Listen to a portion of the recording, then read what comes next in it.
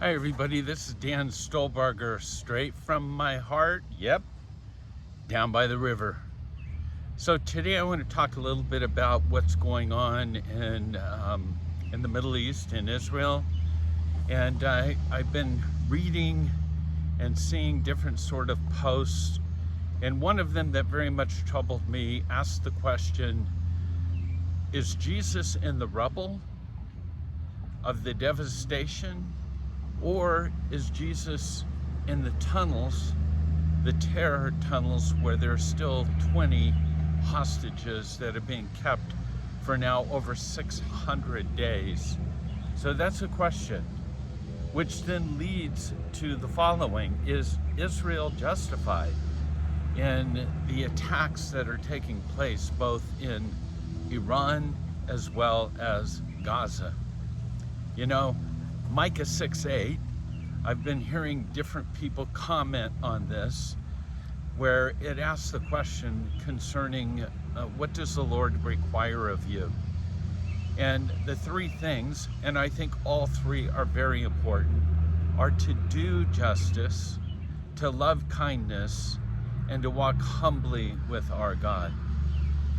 Loving kindness should not be hard. We know that's what God intends for us to have as our internal makeup, and to walk humbly with our God, same.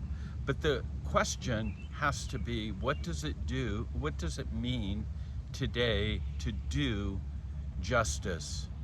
Keep in mind, right now, Israel's enemies are loud, and her friends are going to need to be louder, because once again, it's Israel that's on the verge of destruction. The Iranian regime has openly and repeatedly vowed to annihilate the state of Israel. Since October 7th, it's been one terror attack after another. Again, now we come to the just war theory. Is Israel just, doing justice, and removing the threats to annihilate their country? I believe the choice is crystal clear. Christians must defend Israel as she confronts evil. Solomon once says there's a time and a purpose for everything in its season. This, I'm afraid to say, is a time for war. Israel must do what needs to be done. And I'm thankful for the Trump administration of coming alongside of Israel and destroying the nuclear capabilities, hopefully, of Iran.